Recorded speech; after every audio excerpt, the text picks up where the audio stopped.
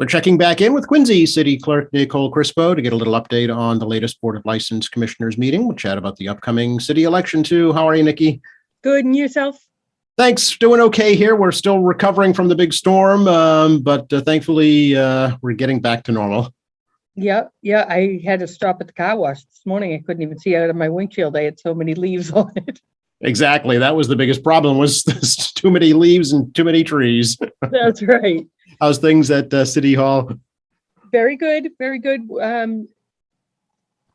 Everything went well here. There were no interruptions here at City Hall from the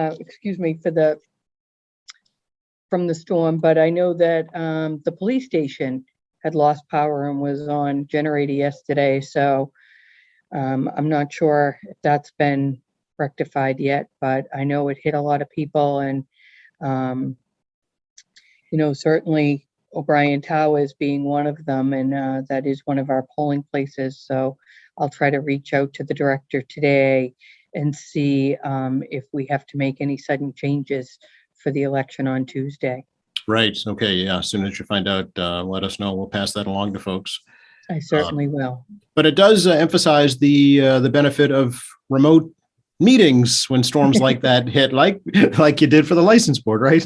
Yes, we were on Zoom. So let me get right to the agenda. Agenda item number 1 was the continuance of the hearing for GoPuff at 65 School Street. They have asked for continuance till November 9th. So we will hear that in 2 weeks. Okay. This is the second time I think they've asked for a continuance? Yes. Okay. They did have to do some stuff with zoning. So they did, and they're ready to go. Oh, okay. So we'll chat with you on that on the 10th. You bet. Okay. So agenda item number 2 was hearing regarding the request of the Montclair North Quincy High PTO for a special use permit for their holiday shopping expo at North Quincy High on Saturday, November 13th, 2021, from 10 a.m. to 4 p.m. There will be food trucks for the events, and Amy Gallinano was there to represent. She said this is their 9th season of the expo. They were forced to call it off last year, but happy to bring it back. They anticipate 100 vendors, and in 2000 they saw about 2,500 shoppers. Wow.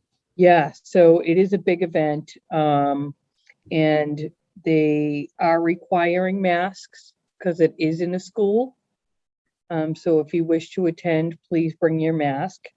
They have food trucks, South Shore Taco, Moms on the Go, and Jolly Waffles will be there. Okay. It sounds like, I know it's a big deal, big fundraiser for the PTO every year.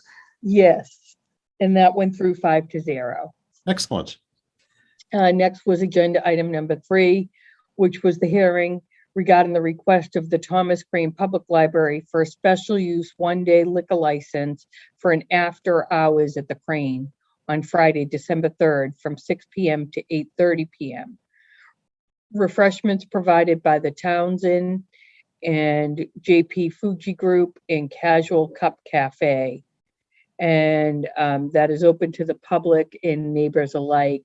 That went through 5-0.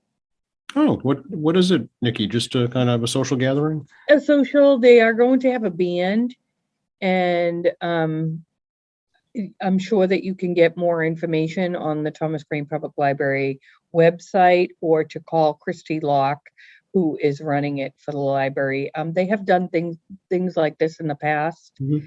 and they've all been very successful. Okay, I'm assuming at the main branch, right? Yes, it is. Yes, okay. On Washington Street.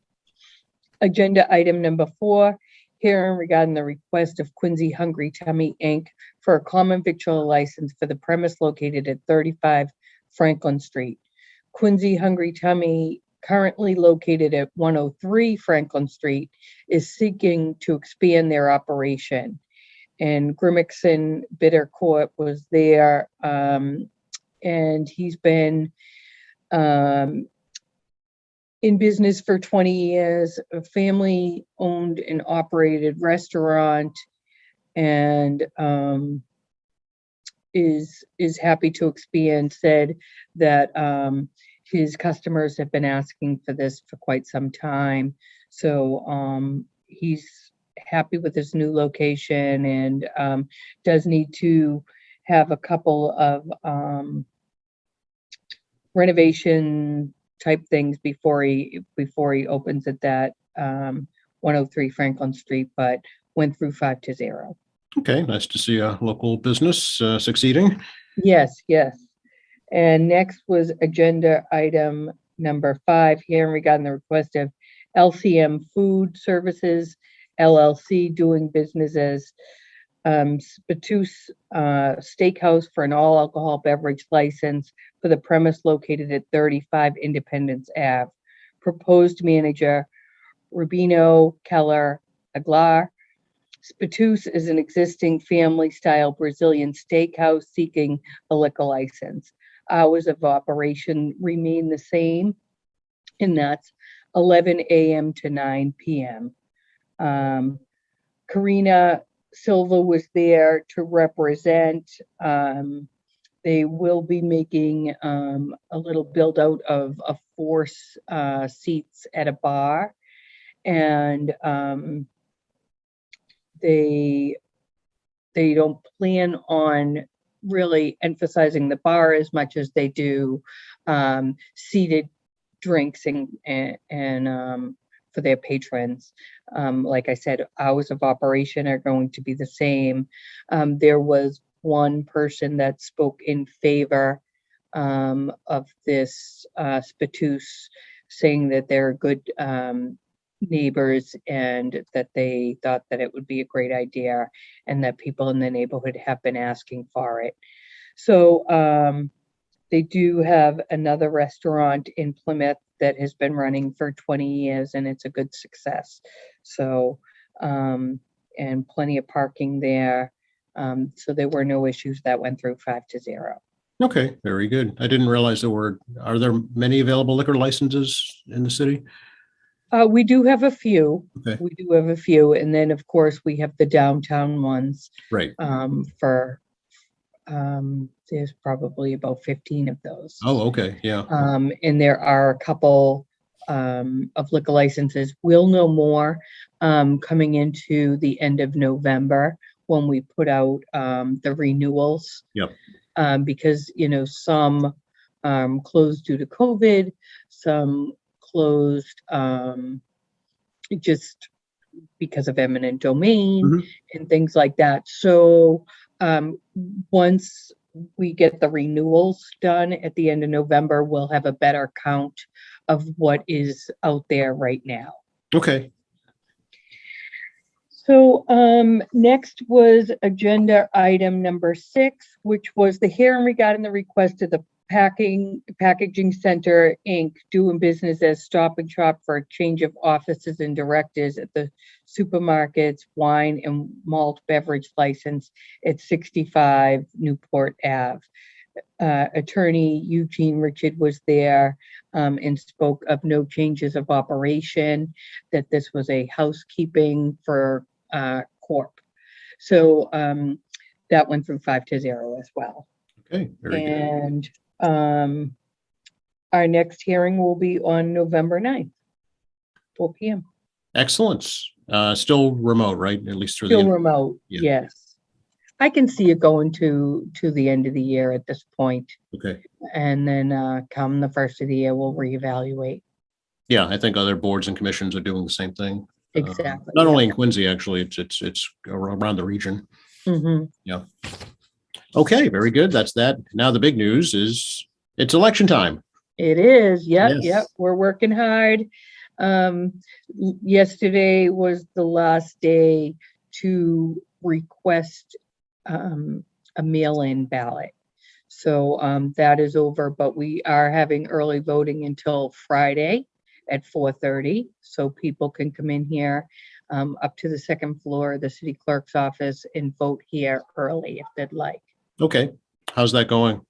It's going pretty good. We started on Monday at 8:30, and we've had about 200 so far. And then all in all, I should say we've had about 250 early voters, Okay. either requested by mail or come in and vote in person, Oh, okay. and about 150 absentee. Okay. So That right continues. around where we thought we were going to be with the absentees, so and the early votes. So I'm still predicting about a 15% turnout.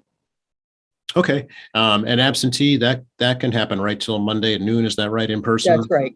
Yeah, if you're going to be out of the city, if you have any religious beliefs that keep you from the polls, or a physical disability, you certainly can request an absentee up until noontime the day before the election. Okay, very good. And then on election day, what's going to be happening?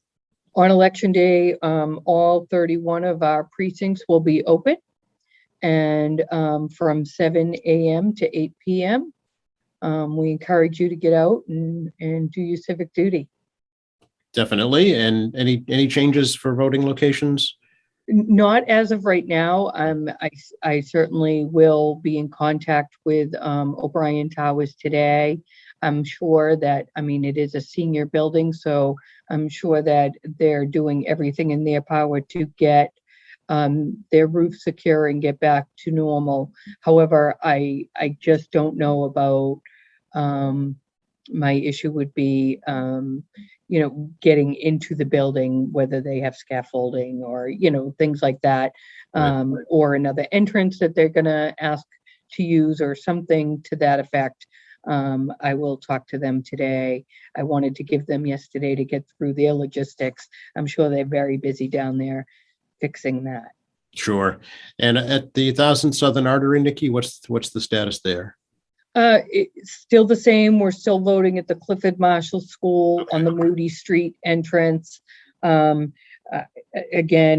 I'm sure that I'll be in contact with 1000 Southern Artery management at some point in 2022 to ask if they'll have us back for September of 2022. Okay. Very good. And tabulation that night, it's happening like standard, right? At the polling locations? It is. It's happening at the polling locations. We will send out the absentee and the early votes to the polling places during the day. So those are to get processed right at the polling places. So no central tabulation here. Okay. We feel like, it's going to be a slow to moderate day. Our poll workers will be able to process those ballots there in person. Okay. And are the schools open on voting day? They are. Okay. They All right. are open on voting day. Mr. Mayor has talked to me about, perhaps closing for an administrative professional day in the future. And I'm sure that that's something we'll be talking about going forward. Okay. All right. Very good. Anything else we should know about right now? I think that's it, Joe. Okay. That's enough for the moment, right? Yeah. Nor'easters, license board storms, voting. That's enough. Yeah. Yeah. Great. Appreciate the time, Nikki. We'll catch Okay. you in November. All right. Bye-bye.